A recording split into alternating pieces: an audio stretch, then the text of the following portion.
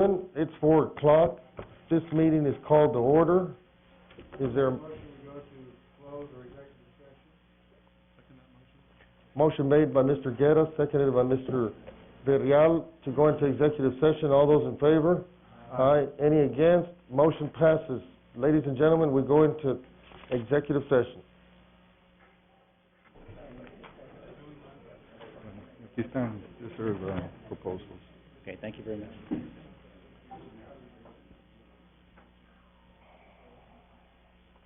Good afternoon, ladies and gentlemen.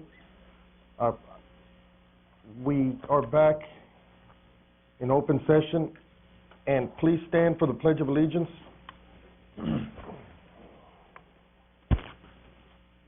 I pledge allegiance to the flag of the United States of America and to the republic for which it stands, one nation, under God, indivisible, with liberty and justice for all. The invocation. Dear Lord, please make December a pleasant month for everybody in the community. It's Christmas time, and let family be number one. And for all the children in Brownsville to have a very Merry Christmas. Amen.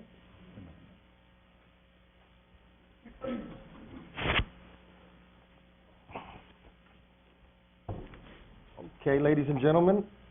The PUB customers continue to benefit from the lower electric customer service charges. The electric customer service charge was reduced by $3 from $5.53 to $2.53 per month in October 2007. PUB customers are also paying the lower electric bills compared to last year because the fuel and purchased energy is lower than the same month last year. In November 2006, the fuel and purchased energy charge was 5.8 cents per kilowatt hour, and in November 2007, the charge is 4.5 cents per kilowatt hour. The reduction is due to the PUB additional purchase of the Oakland Union coal-fired power plant. PUB customers continue to benefit from this purchase through the reduction in fuel costs that are passed on directly to the customers. The savings are estimated at approximately $1 million per month. In November 2007, the average PUB customer paid $94.61 for 1,000 kilowatt hours compared to $110.61 in November 2006. This means that PUB customers paid $16 less compared to the same month last year. In November of last year, PUB customers were paying about 11 cents per kilowatt hour, and this November the cost has gone down to 9.5 cents per kilowatt hour. PUB residential customers are also paid less than Magic Valley Electric Co-op customers. The Magic Valley customers paid 100.08 per 1,000 kilowatt hours compared to 94.61 PUB customers paid for the same amount of electricity. This Christmas season, PUB employees continued to participate in the annual PUB Adopt an Angel program. The Friendship of Women and the Family Outreach Agency provide PUB employees with a list of angels who are adopted by employees. Employees generously purchase gifts for their adopted angels. This year, 172 gifts will be distributed to these agencies for children ranging in ages from almost newborn to few who were 20 plus. The two organizations are always quite appreciative of the generosity shown by PUB employees. PUB has participated in this endeavor for over 15 years. Thanks to all employees who participated in the Adopt an Angel program and brought joy to the children who are less fortunate during the holiday season. General Manager's report, Mr. John Brusiak. Okay. And there was no action taken in items discussed in closed meeting. The General Manager's report, yeah, John? Mr. Chairman, members of the board, I did hand out a calendar of holidays. We have the 24th and 5th of this month we're off, the 31st and 1st of January. That's for your review. And I'm going to ask Leandro to do the financial report.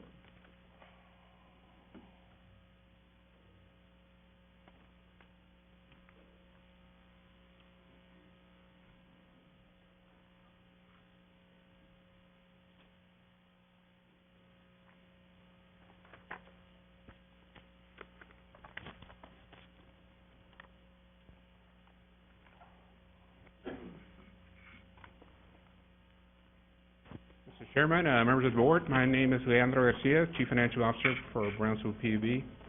I'll be going over some highlights here for October, first month of fiscal year 2008. This first slide provides a summary of revenues for the month of October. The year-to-date columns in this one report will reflect October activity. Operating revenues, net operating revenues for the month were $13,030,934. Gross revenues, after adding other revenues, interest, and non-operating income, totaled to $13,779,606. Our fuel expenses for the month were $4.7 million. Wholesale energy expenses, $394,000, and Southmost Regional Water Authority contributions of $507,000, which left an adjusted gross revenue amount of $8,084,704. On the expense side, we did have a total of $2,665,952 in total expenses, debt service obligations of $1,902,000, for a total combined requirements of $4.5 million. This is excluding the fuel and the Southmost, leaving a balance available to surplus of $3,196,217. That balance was shared by a transfer to the COB, a net transfer of $487,967, and $2.7 million was retained for PUB to fund its reserves as adopted in the 2008 budget. Total of $1.8 million funded reserves and CIP combined, leaving a true surplus for our improvement fund of $853,206. The next three slides will show the consumption for electric, water, and wastewater. On the electric side, we had a total of 113 million kWh, slightly higher than the 2007 by 910,000. That's a 0.8%.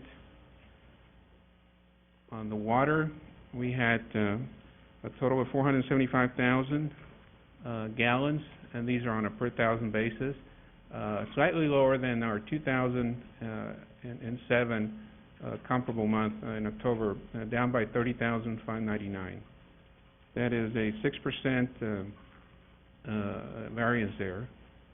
Also had a small variance in the wastewater of 3,646. We had a total of 342,285 in wastewater flows that were billed. This graph shows a breakdown between the base rates and customer rates, as well as our fuel factor. The combined on a per kWh factor is 9.46 cents. That comprises of 4.5 cents for fuel and 4.96 cents per the combined customer service charge and base rates. For the month of October, our total bill for an average 1,000 kWh residential user totaled $94.61. Slightly higher than the Magic Valley, but well below some of the other competitive or other utilities in the area. The next few slides capture some key indicators that we're taking from the monthly report on a month-to-month basis. Last month, I touched on different areas, water and wastewater, power production. This month, I'm touching on some T&D, transmission and distribution indicators, billing. This one graph shows a rolling 12-month activity in our outage area. As you can see, we from month to month experience somewhere between 40, 50, and upwards to 100 plus outages a month. You'll see a spike there in October, up to 137 outages. We did experience some high winds during October, which ended up blowing some wires and causing tree branches to fall on wires, as well as some poles to actually blow down.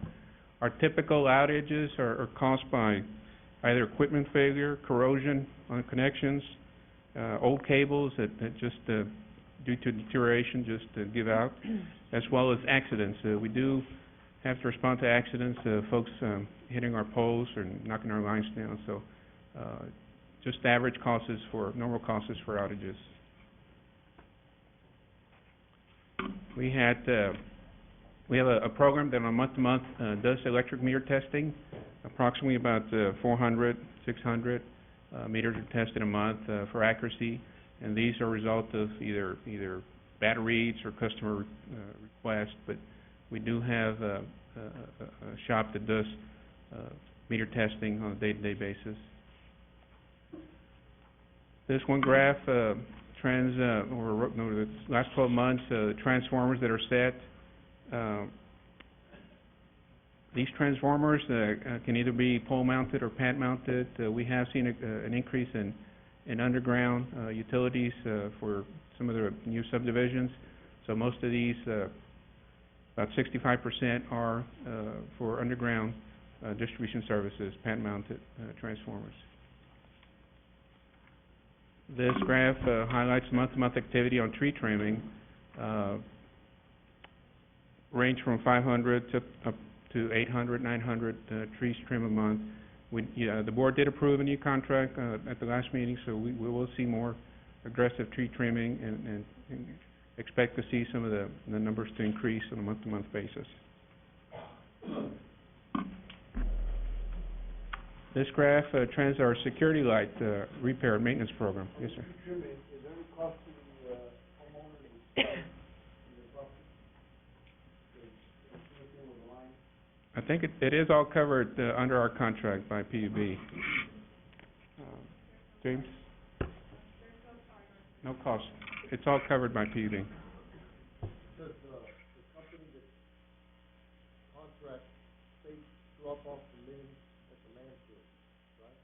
Yes, sir. Do they pay at the landfill? For disposal? Yeah. James? Actually, the city did start charging them, and now some other locations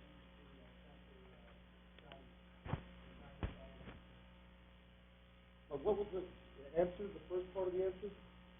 they used to send it to the city landfill, they no longer do, since the city started charging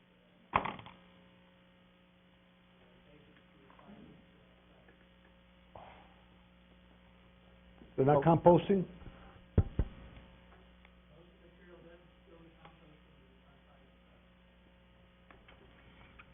That's good. But it's good for people to know that if they have problems with any trees that interfering with electrical lines to call and not worry about having to pay for something. To avoid any power outage or stuff like that.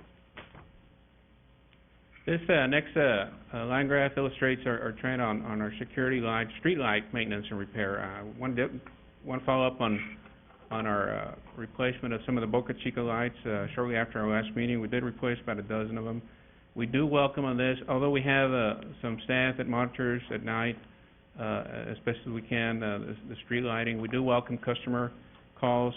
Anybody reporting or wanting to report a malfunctioning light can call our dispatch office at 983-6300. So we do want to respond timely if we do hear from customers. Indicator from our training group, we do have a coordinated internal training for staff, various types of subject matters from customer service to other types of training, administrative related or even technical in some cases.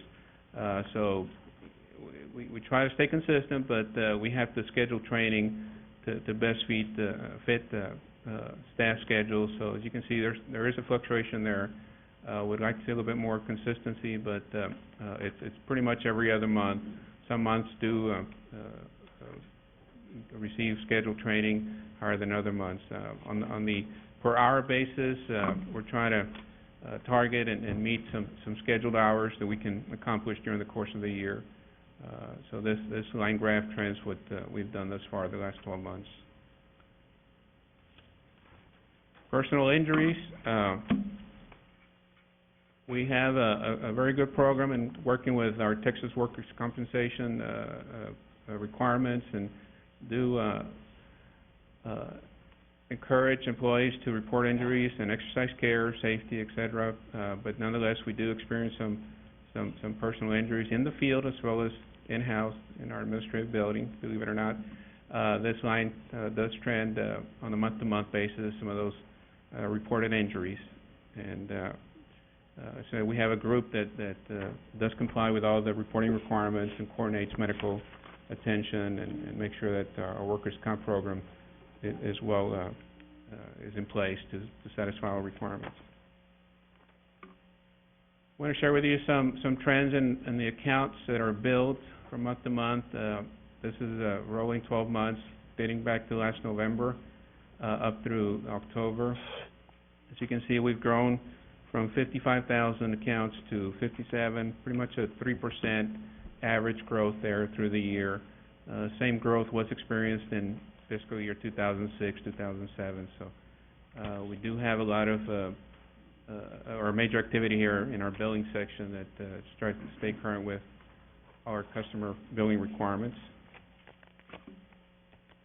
In order to ensure that we do release good bills, we have an internal program called the High-Low Exceptions Reports Comparison. Every day before bills are released, they are tested for variances with prior year, same month. And you can see some months we pull quite a few bills for review. In many cases, we find that they're okay, but in some cases we do call for rereads. We do, call for meter testing. The last thing we want to do is shock a customer that to receive a bill that's just out of this world and with no reason. But we do have good reads, and we do have the meters tested, and it's dependent on the weather. If everything falls in place and bills are released, and we do our best. We don't catch them all, but we do our best to review all bills, whether they're high or they're low. Either way, we do look for that variance in that norm and compare it to the previous month, the same month of the previous year, just for validity, reasonableness purposes. Average reads per day. We do have 12 meter readers and one supervisor that accomplish about 4,000 plus meter reads a day. Depending on the cycle, we have cycles that vary in count in customer counts. So some are harder than others. Sometimes we have to accommodate weekend reads, especially during the holiday season. Just this Saturday, we had crews out reading a cycle that in order to stay current with the billing activity. So we do try to keep up with that and try to manage with the workforce that we have. On an average, we have about 360 to 400. Here you can see in October we had 360. Up the peak, the highest was 435 average reads per reader per day. How many readers do we have? 12 readers. Okay, and what does that come out to per month? Combined? Combined, it was the 4,300 altogether, all 12 readers. Okay, and how many meters do we have for them to read? On a total 55,000, as you can see, we grew from billing 55 to 57 accounts. Don't you And think? these are just the accounts. Some accounts have multiple meters, though. Yes, but for a city this size and the amount of meters, are we understaffed, John, as far as meter readers? Pretty tight. It is So, pretty tight. Do you have a plan to correct that? Not right now, the way the budget is, and the cuts we had to make in the budget. No. So we can't do it because of budget.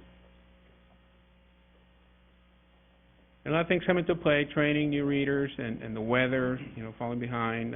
Sometimes the weather conditions are to where they can So we do 40 or 50 reads an hour. Sometimes it slows them down. So we cut expenses in other areas where we're fat. You could probably hire some more meter readers. Yeah, we'd have to take a look at it, but we're pretty tight right now with the budget. Okay. We'll look at it this next budget year to bring some back. What's the average cost for a meter reader with benefits and With benefits, I'm gonna say roughly about maybe 25,000. With benefits, somewhere in the 18-20,000. So I guess we need to make a note of that and take into account. We are looking at the report from the internal auditor. They did come up with some recommendations just to even address the the type of work that the meter readers do, the obstacles that they have to endure every day. So, you know, we're going to be looking at the package for them. But then again, we need more resources, like you say, so we need to go back and... So doing the cost-cutting, saving measures you're already doing, John, like the personnel director is not being replaced but directed towards Alejandro there. How much money are we saving there? We're saving significant dollars, but here again, we have a vacancy savings budget to meet that's over $1 million. So some of the vacancies we have are spoken for. If we don't meet them, then our department's budget could go over the approved budget. But that vacancy savings did take a toll on our bottom line number. So a cumulative, having these kind of savings will perhaps maybe allow us to hire some additional meter readers. That's what you're saying. If we see significant savings in some areas, yes, as we continue. We should work together as a board to get there, because that does not cut it for the amount of readers we have to read every month. Okay. Thank you. And that is my presentation. Any questions? No, I think that's it. Thank you, Leandro.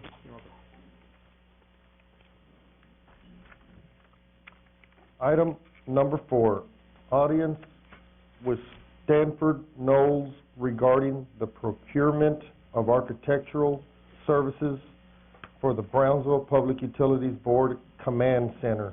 This item, which item is Number 4, Mr. Brusiak.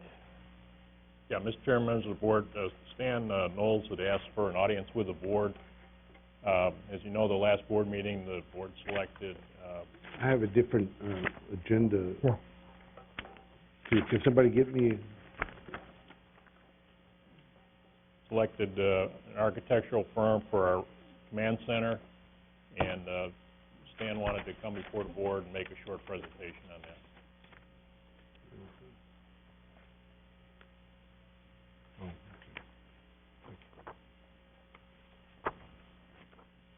Good.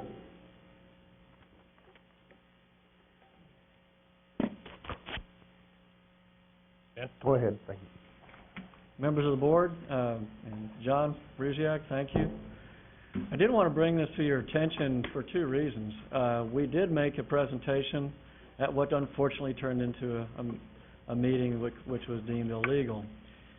During that meeting, we felt like our presentation is really what brought us to the forefront. In that meeting, we were awarded the project. A week later, we were already in the midst of going through the process of visiting with everyone here at PUB. We went through the facilities. We were ready to quote a fee. We're called and said, put it on hold, because we needed to wait for another board meeting. We waited for that board meeting, and during that meeting, the item came up and was presented by points from the review of the RFQ. We didn't get to make our presentation to the board.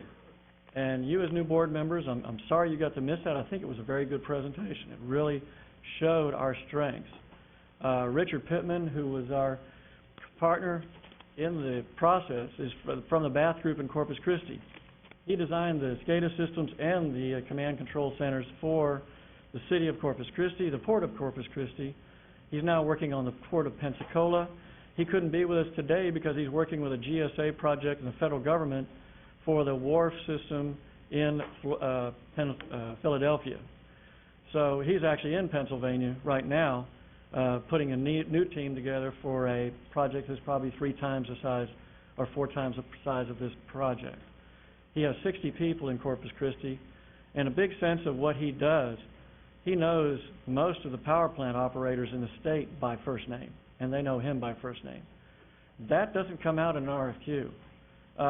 We have an opportunity here as well to show you that, and our engineer, who actually has blast-resistant construction knowledge, doing that work for the military in San Antonio, Lackland Air Force Base, Rudolph Air Force Base. He's working all over the United States in that case, and he is Texas windstorm certified.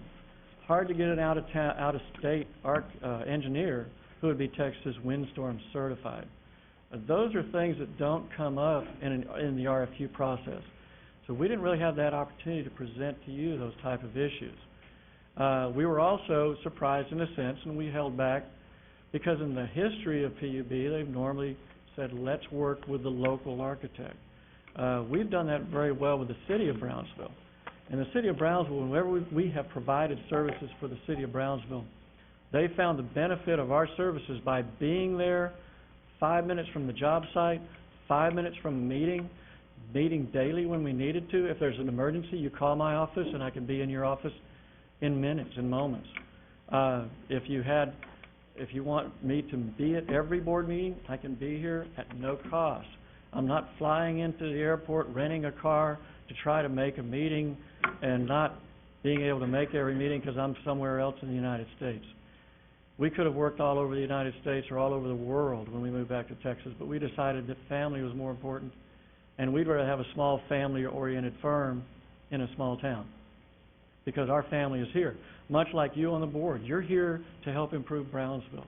We'd like to see that opportunity to help improve Brownsville in the sense that not only do we have a good firm, we have a small firm, yes, but we get 10 to 12 calls a year from kids who have graduated from high school, gone on, won awards at Hannah in drafting, or done the same thing at UTB. They went on and got an architectural degree. Now they'd like to practice in their hometown. There's not enough work that's awarded to local architects for us to bring them home. I'm actually bringing in a registered architect, and he's going to begin with us in January. He's got 10 years with a major firm in St. Louis. He'll be working with us in January. He wants to move home, and he's not going to take a pay cut because we're going to take care of him. But those are the type of things we like to see. It's not me anymore. But I'd like to see this firm grow, and I'd like to help Brownsville. I get calls to donate to this, to help this program, to do this, and so on. We'd like to be able to do that. I have a rough estimate in our letter that we sent you, and I hope you've had a chance to read it, that in the last 3 or 4 years, between BISD, City of Brownsville, PUB now, Decameron County, and other local public entities have probably given out over $300 to $400 million worth of construction work, which the fees, I said $20 million, it's probably more like $30 million worth of architectural fees that have gone out of the county. That's not to say that local architects have not gotten some work, and we do continue to work for those entities. But in a big sense of the word, if we could help grow, we could contribute more to this community. I think the Brownsville Economic Development Corporation would love to have that kind of dollars come into the city of Brownsville. I'd like to throw a few things in here, too. We know the infrastructure that's required to do a command center. I helped design the original the 911 service for Brownsville 20 years ago. When I designed the Brownsville 911 service, there was only 5 such services in the entire state. We were, 4 actually, we were the 5th in the state of Texas to have a 911 service in Cameron County, based through the Brownsville Police Department. I worked with Chief Vega at the time, then Chief Vega, and I worked with Lieutenant Rodriguez, who's now the Chief of Police in McAllen. They enjoyed what we did. I saved them a lot of money, and we did an awfully good job for them. It served the city and the county for many, many years. We'd like that opportunity again. This type of project is probably once in a lifetime. You're not going to build another command center for another 10 or 20 years as the city grows. So it's not as though we can go out and do 30 command centers and say we're the best. So yes, in some sense of the word, there may be a better architect who's done 30 or 40 or 10 of these, but we think we teamed with a better engineer who locally, and when I say locally, I mean statewide, understands the power grid for the entire state, not just Brownsville.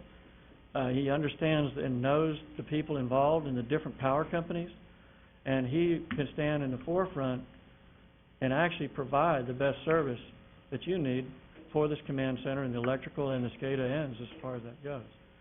So we would like that extra consideration in that sense.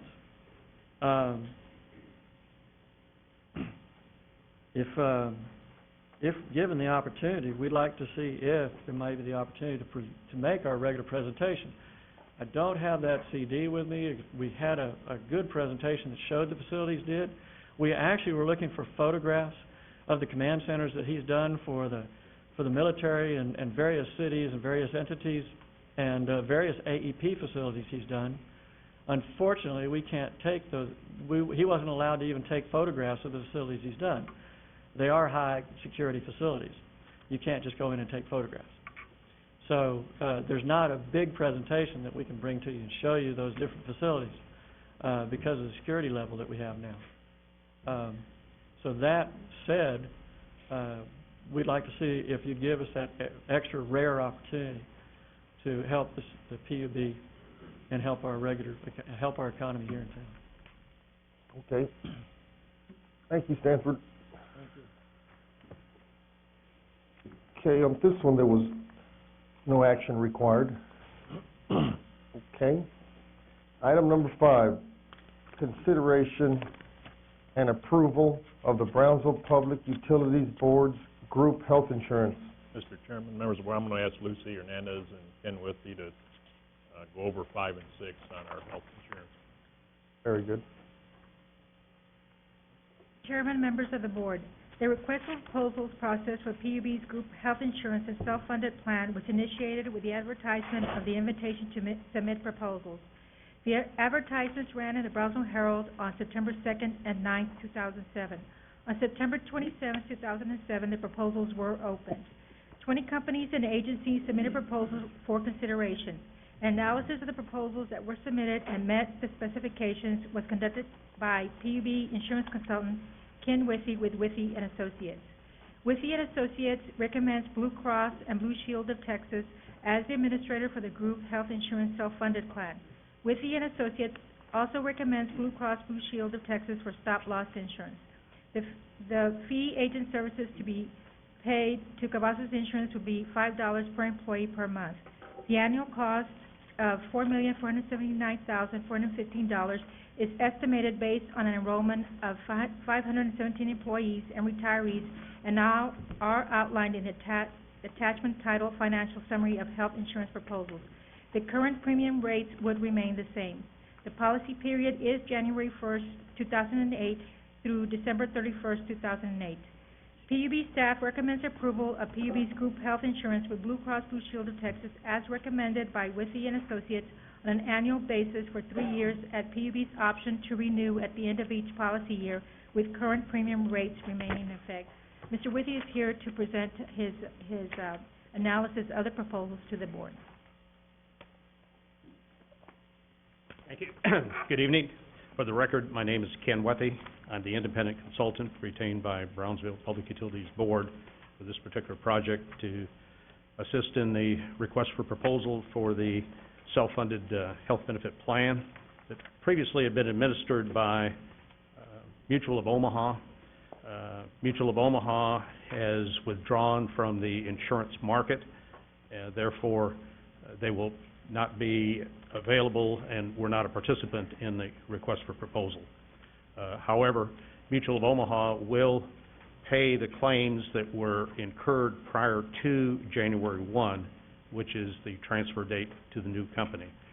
This is a self-funded plan. We had components which consisted of administration services as well as stop-loss insurance coverage. With regard to the evaluation of proposals, we looked at them in terms of technical factors.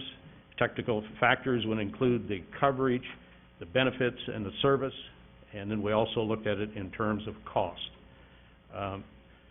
We previously met with the compensation committee last week and went through in quite some detail the tabulation of the proposals, and we at that time told them that we needed to have some additional negotiations with Blue Cross to finalize some benefits and some cost issues.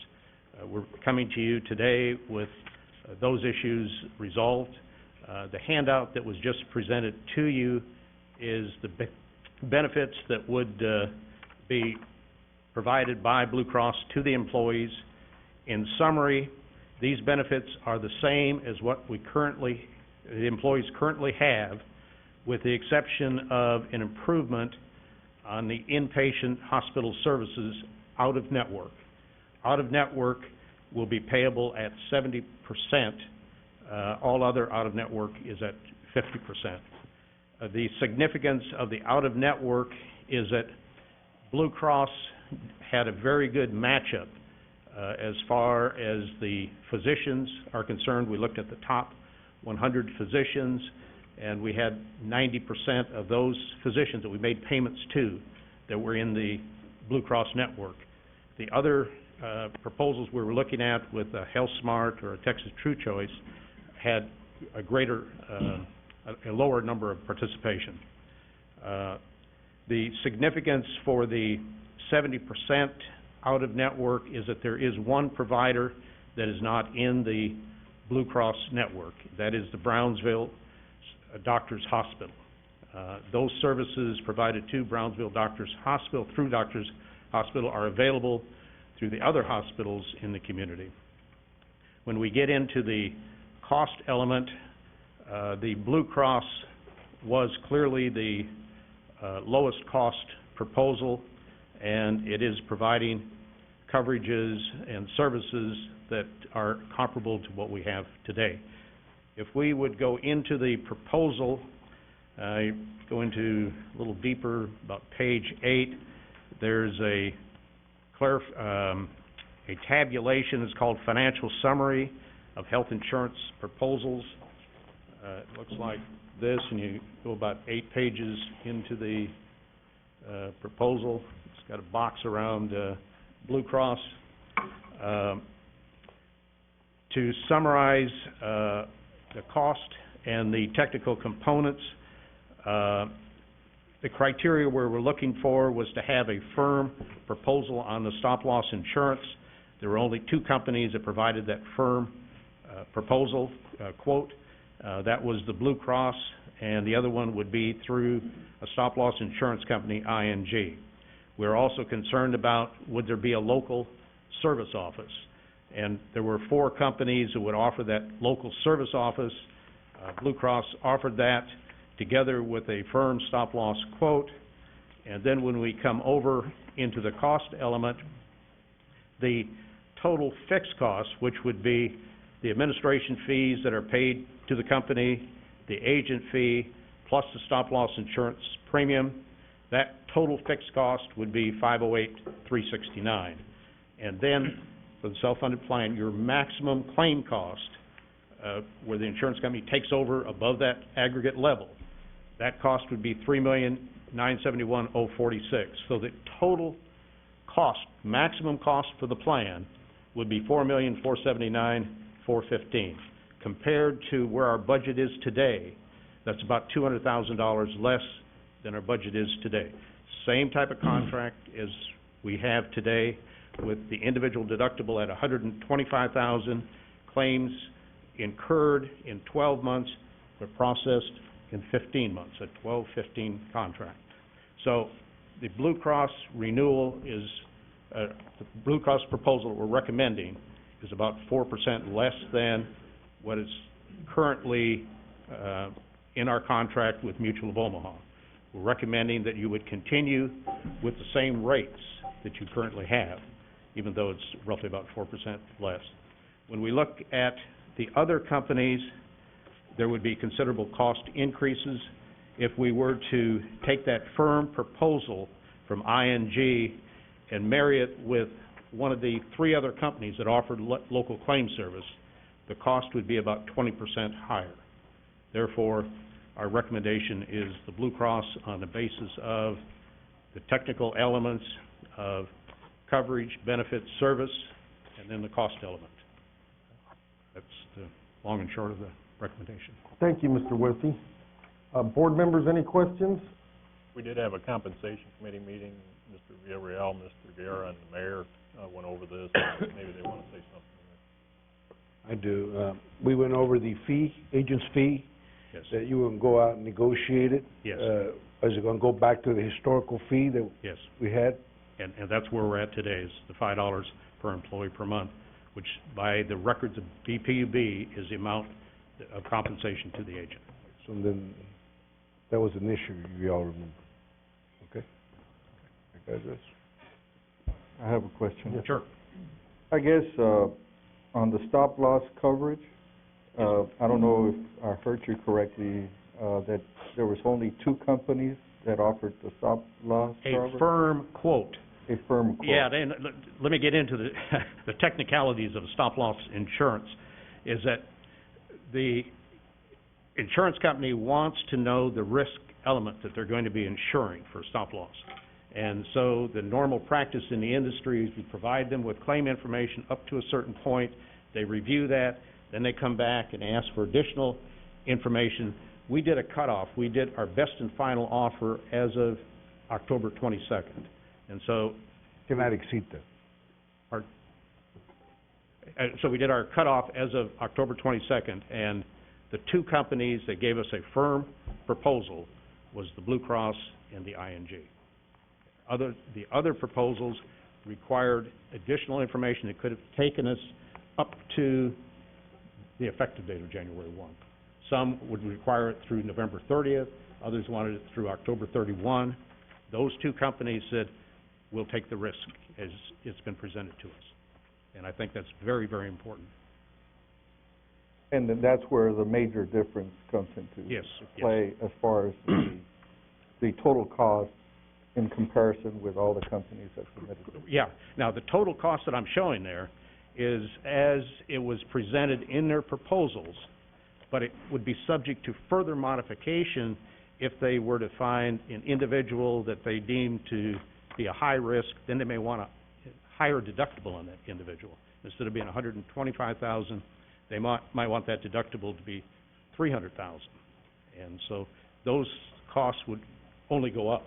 So as we saw it on October 22nd, did the tabulation, the lowest cost proposal was Blue Cross. And then we add to that it was a firm proposal. Thank you. Okay, Board, what are your all's wishes? I make a motion that we accept the recommendation of the staff and to go with Blue Cross and Blue Shield as set forth in the information package. Okay. I second it. Motion made by Mr. Guerra, second by Mayor Amada, for the approval of the Brownsville Public Utility Board's group health insurance with Blue Cross Blue Shield of Texas. All those in favor? Aye. Okay, and I abstain. Motion passes. Item number 6, consideration and approval of the renewal of Brownsville Public Utility Board's basic life, AD&D, basic long-term disability, voluntary life, AD&D, voluntary short-term disability, voluntary dental, voluntary group cancer, dread disease, and voluntary group vision insurances, and cafeteria plan administration. Mr. Brusiak. Okay, Mrs. Hernandez. Chairman, members of the board, the renewal for PUB's employee benefits insurance was initiated with the submission of renewal quotes. This is the second year of a 3-year option contracts with the current providers. During the November 13, 2006 board meeting, the PUB Board of Directors approved the 3-year option contracts on an annual basis at PUB's option for renewal at the end of each policy year. PUB contracted with Ken Withey with Withey & Associates to assist with the negotiations. Withey & Associates are an independent risk management insurance and employee benefit consultants. The renewal quotes resulted in no change in premiums and benefits. Withey & Associates recommends the renewal of all the insurances. The costs and comparison with current plans are summarized in the agenda attachment titled Employee Benefits Proposal Recommendation Summary. The total annual premium is estimated at $301,675, with the PUB portion estimated at $68,314, and the employee's portion estimated at $233,361. The policy period is January 1st through 2008 through December 31st, 2008. The PUB staff recommends the renewal of PUB's employee benefits insurance and the cafeteria plan administration as recommended by Withey & Associates as outlined in the attached employee benefits proposal recommendation summary. The same, Yeah, we have the same premiums as last year. The same plan, same everything, nothing changes. You're just notifying us that you're gonna renew it for another year. Yes. When does it expire? It expires into this month. Yeah, no, I mean, is this the last year? This is the second year. That's a 3-year deal? Yes. Okay. Based on that, I would recommend approval. Second. Okay, motion made by Mr. Villarreal, second by Mr. Vasquez. All those in favor? Aye. Okay, I abstain. Motion passes. Thank you. For item number 6, thank you. Item number 7, consideration and approval to award a contract to Calens for a voice telecommunications upgrade project. Mr. Leandro. Yes, we have been under a procurement process here to acquire a brand-new system, a voice over internet protocol to address many deficiencies we have within our ability to respond to customer service features that are needed, as well as enhance our systems for telephone use. We did open proposals back in August, on August 9th. They were sent to 7 vendors, 5 responded. At the same time, we engaged the services of Alexander Utility Engineering, Mr. William Hawk, who assisted us with initially preparing the RFP, identifying some of the current state and preferred desired state features or on a system. And we did narrow it down to 2 vendors, but at this time, after further review and site visits, we are recommending Kalis, otherwise known as Cisco, for this contract. And before I say any more, I'm going to introduce Mr. William Hawk with Alexander Utility to give us a brief overview of the process, the benefits, the technical aspects of what we're needing, and hopefully we'll acquire through this contract with Kalis.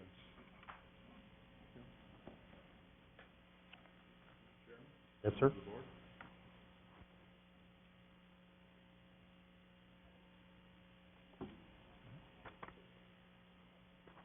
My name is Bill Hawk. I'm a professional engineer.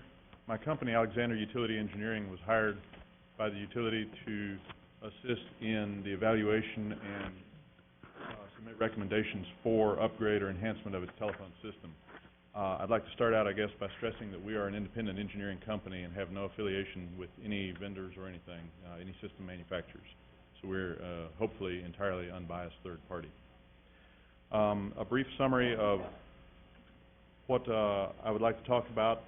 I'd like to briefly discuss the current voice services, provide a summary of our assessment, the findings of our assessment of the current services and telecommunication operations, the recommendations we made for enhancement, a quick overview of the acquisition process and where we stand in it now, a summary of the benefits of the new system, and the overall cost associated with it.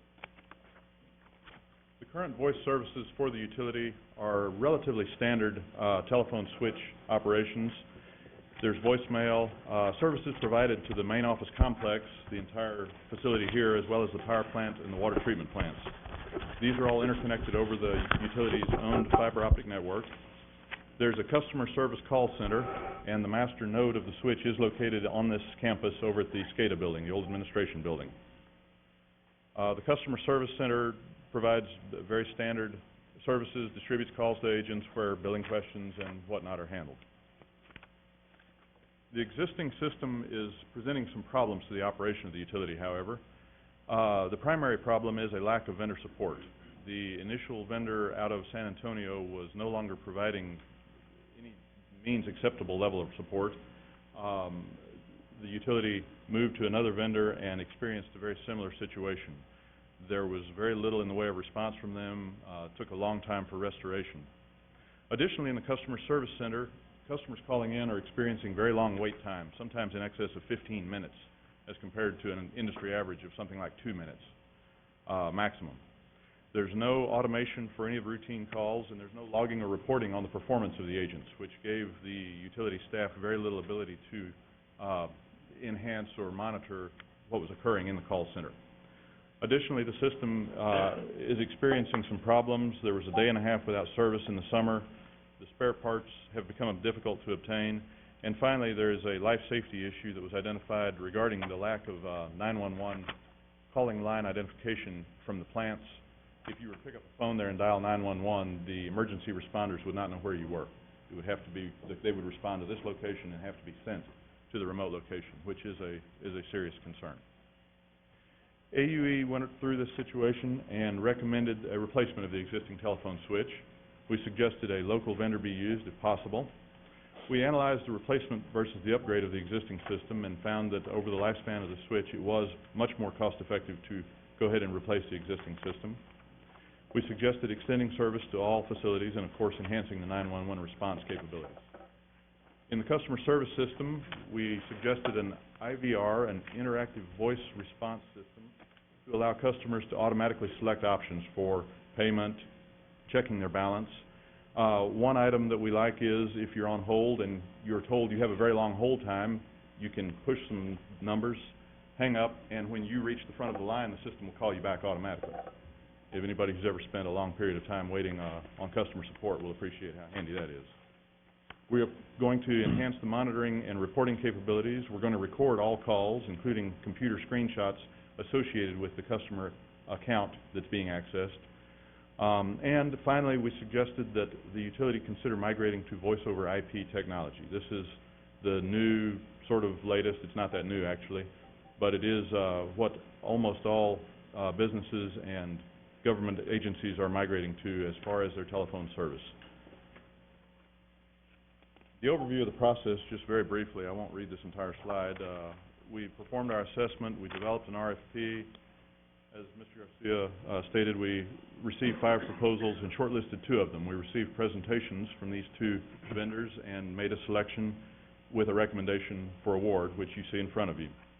The steps in the implementation, which will hopefully occur next, are to test the existing cabling systems in all facilities, upgrade the network components for compatibility with the new system, integrate with the databases, the customer database and the CityWorks database, and hopefully our plan is to go live in the second quarter of next year.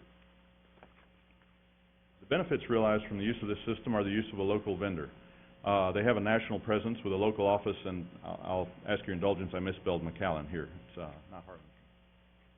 They do have a local user base, quite an extensive one. It's the same system that's going to be, that is rather being used by the City of Brownsville, UT Brownsville, numerous other entities in the city. The system is fully redundant. We are currently examining how to obtain service from multiple providers. Should the AT&T central office go out, we will still have telephone service. And finally, we are going to upgrade the 911 compliance. The Customer Service Center will allow the automated account balance and payment options, the hold and callback option, going to record and monitor. We got all of the features that we were looking for. The technology, the voice over IP technology, will provide a more consistent upgrade path rather than reaching the end of the switch and having to replace it. We are certainly of the opinion and hope that we will be able to incrementally upgrade as time goes by and keep the system fully refreshed. It'll make it much easier to maintain and reconfigure the switch, the advantage of voice over IP, which I won't go into unless asked. The overall cost of the system is $640,000, broken down as you see there. The majority of the costs are for the network equipment and the installation labor. The installation labor is so high because of the integration with the existing databases that provides the agency the ability to access the accounts without having to manually call them up. There's also a replacement of the telephone sets and the IVR system for customer service, which in the $55,000 includes the recording system as well. The warranty, $51,000, how long is that? Is that extended warranty or what? That, I believe, is an ongoing cost. The system itself comes with varying levels of warranty for the components between 30 days, I believe, on some of the software, 90 days on some of the hardware, and a year, I believe, on some of the hardware. And once that is completed, a variety of levels of Cisco support service kick in. So the $51,000 would cover all that, all those components, and it'll be annual fee? I believe that's correct, yes, sir. And that's what they call, I believe, a gold level of response. You pick up the phone and somebody shows up.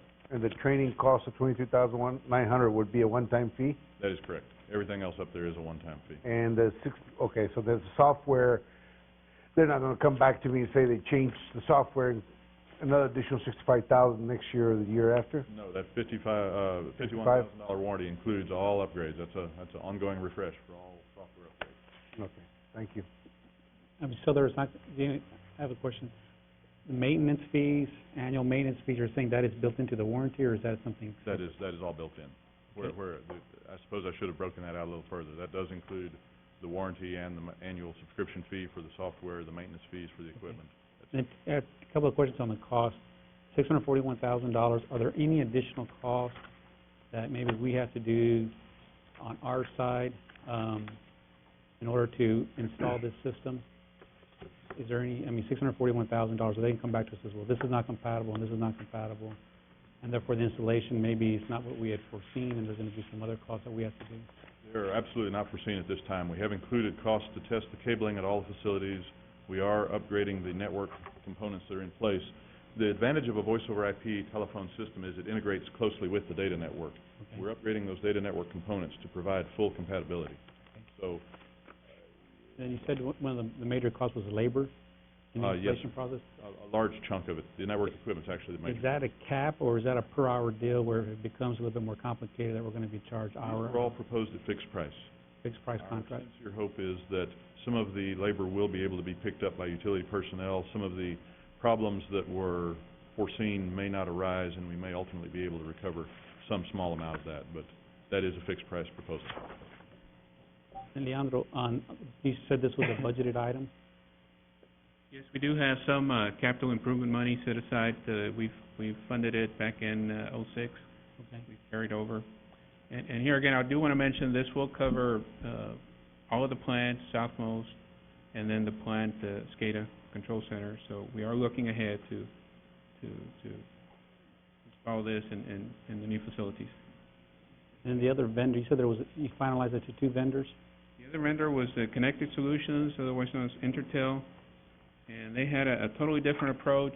And what was did you get down to a cost discussion with them, or did not go that far?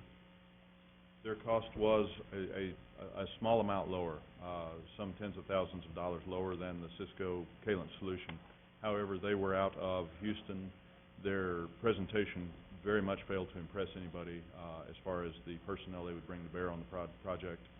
Their submittal, we requested a considerable discussion of their approach to the project, and their submittal to us was basically glossy brochures in a binder. It was not a very impressive presentation. Quite frankly, it made us nervous that we would actually realize any savings by selecting them. Thank you, Mr. Hawk. You got another question? Yes, sir. Yeah, I just have a couple of questions.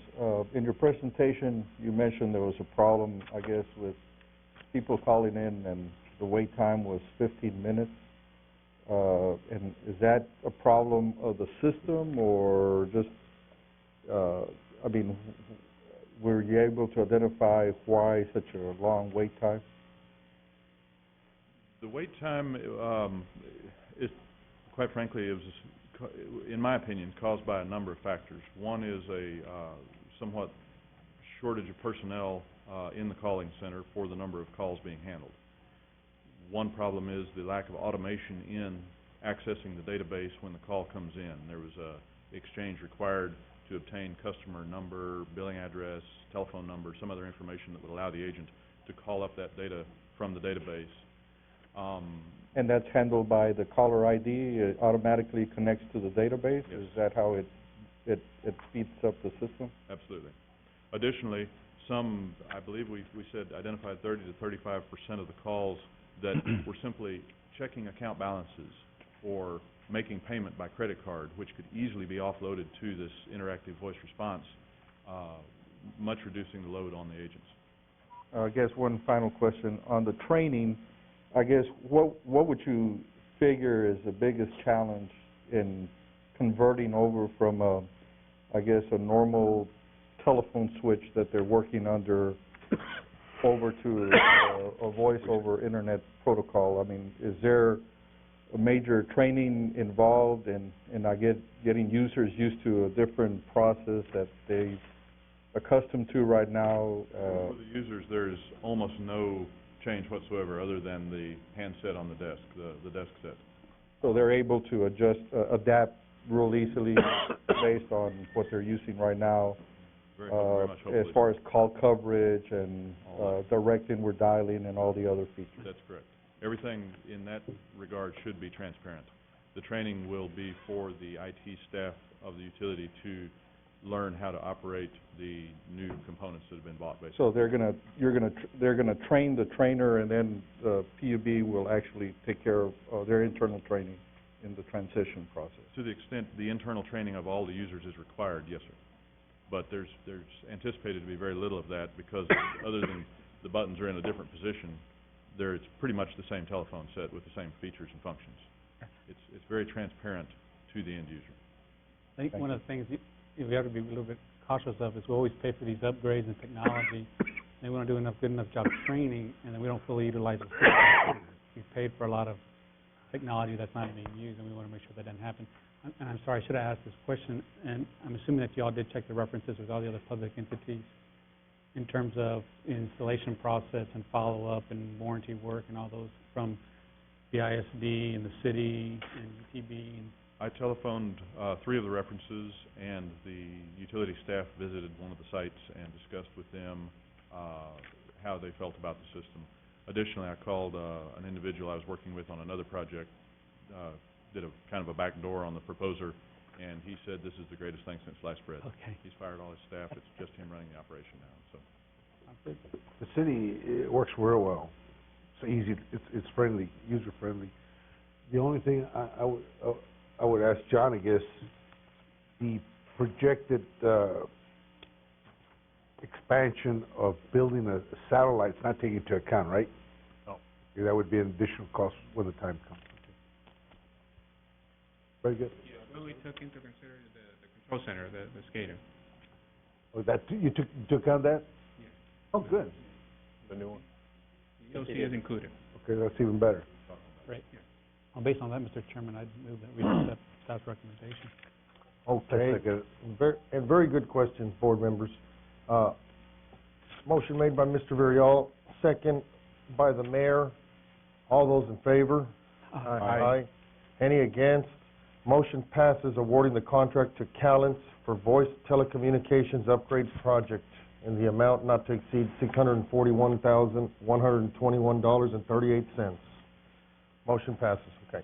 Item number 8, consideration and approval for rejection of bids for installation and commissioning 2 power transformers for the 69 to 138 kV conversion project phase 3. Mr. Leandro Garcia. Leandro, if I can, since it's the rejection of the bids and you want more time to seek other opportunities, I would Right, move that the we- estimates came in way too high. I would move that we approve staff's recommendation to reject these 2 bids. I second. Motion made by Mr. Villarreal, second by Mr. Guerra, to rejection of all bids on this item number 8. All those in favor? Aye. Any against? Motion passes. Item number 9, consideration and approval for a resolution of funding and endorsement of the pretreatment ordinance, Articles 6 and 7, Sections 102 through 316, through 102 through 640 of the Utilities Ordinance, Chapter 102, Brownsville Municipal Code. Mr. Fernando Saenz. Mr. Chairman, members of the board, let me draw your attention to the 2 exhibits that are attached to this agenda item. One is the TCEQ letter whereby the staff has asked for permission to remove the requirements for checking for Millennium, and we're granted permission by the TCEQ to do so with some suggestions on procedural process to get that done. And the process that's needed is also attached as a resolution that will come at the end of this. Once the board approves, that will be then taken to the city commission so that we can amend the requirement for checking for Millennium in the waste stream.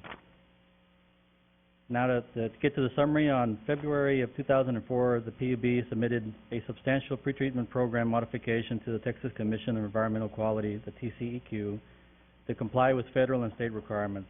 The submittal included pretreatment ordinance, local limits, resolution of funding and endorsement, organizational chart, enforcement response plan / guidance and standard operating procedures. One of the local limits included the monitoring for Millennium.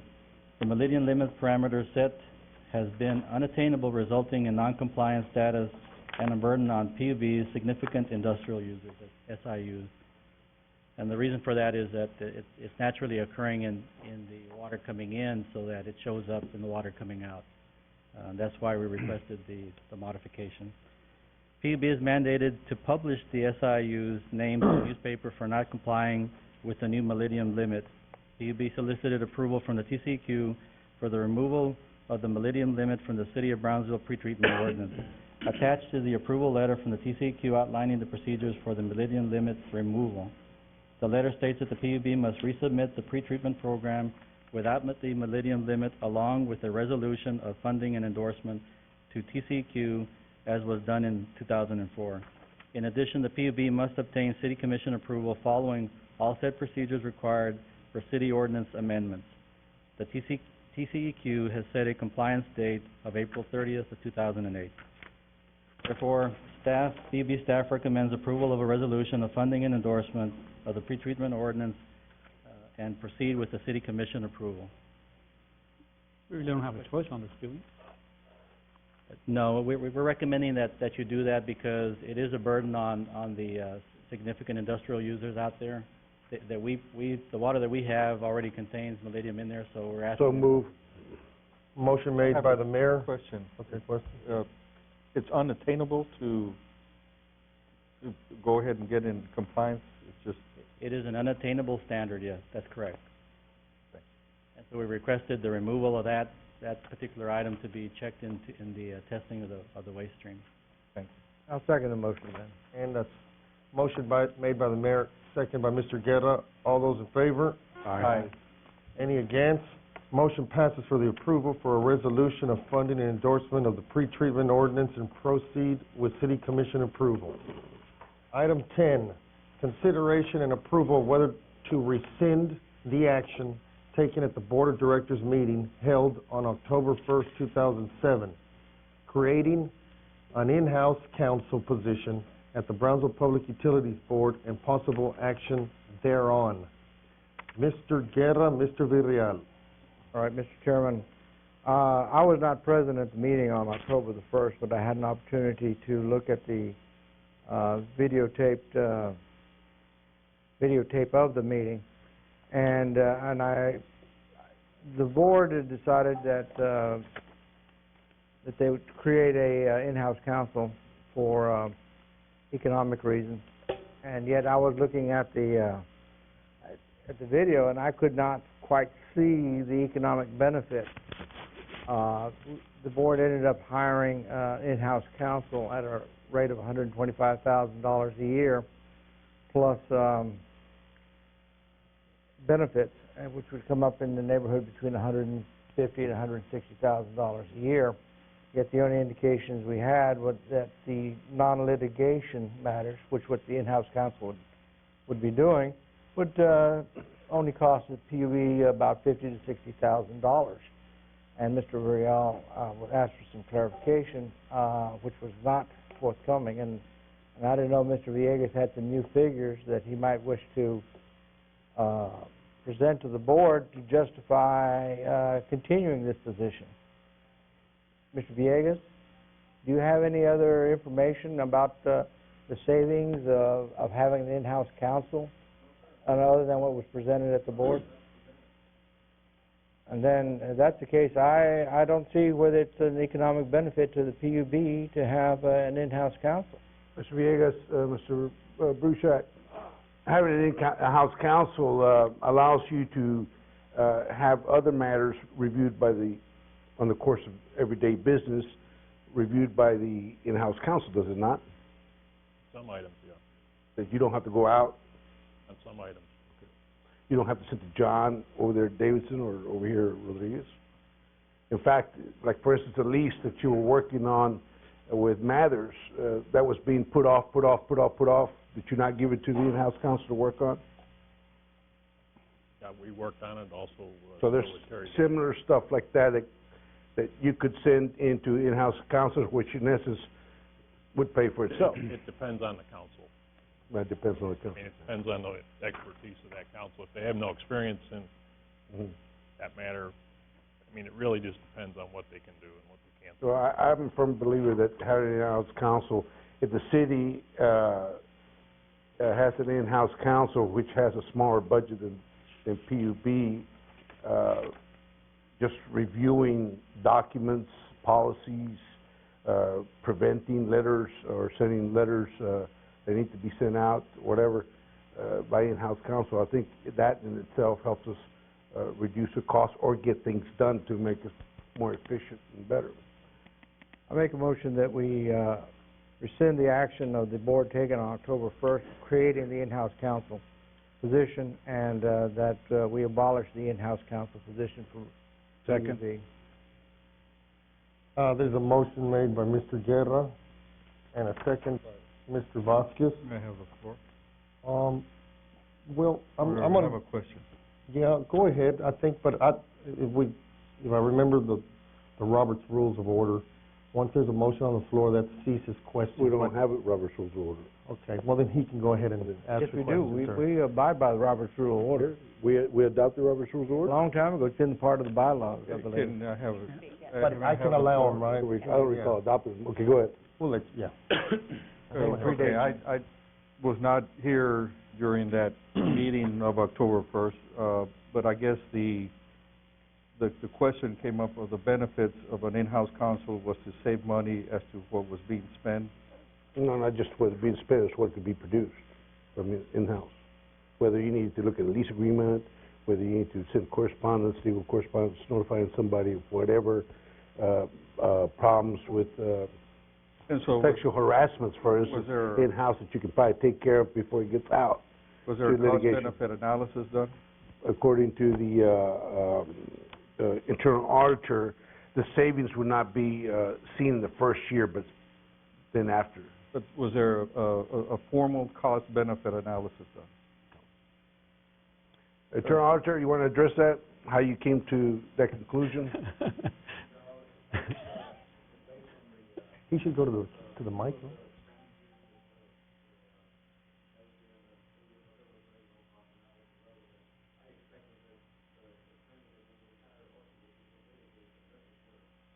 I believe it specifically said that there was no litigation involved with the in-house counsel, but anyway. Whatever the wishes of the board, I mean. So there's a motion by Mr. Guerra and a second by Mr. Vasquez to Call for the vote. rescind that action taken at that Board of Directors meeting held on October 1st, 2007. All those in favor? Aye. Aye. All those against? No. And no. Motion passes. What's your vote? No. Mine's no. So So two for the noes, record, for the it's record. 2 no, 4 yes.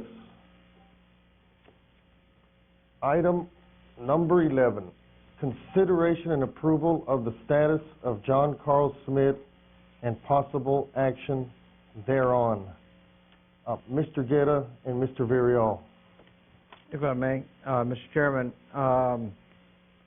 at the same meeting on October the 1st of this year, the board had several items on the agenda, and one item on the agenda called item number 5, discussion, consideration, and possible action on benefit of employing an in-house legal counsel. It is my position basically that this item on the agenda did not actually call for the hiring of an in-house counsel. Matter of fact, I believe that the auditor had put it down, his item on the agenda was to put it out for interviews. And so basically, since the item did not call for hiring of the in-house counsel, it was in violation of the Texas Open Meetings Act and could not have been acted upon by the board. Then, the board in hiring Mr. Schmidt specifically stated that he was to be hired for a period of 4 years. And Texas, under Texas Business and Commerce Code and other court actions and suits, is basically what is called a statute of fraud state, which basically says that any action that's going to take longer than 1 year to comply or to complete must be in writing. And if it's not in writing, then it is not a valid contract.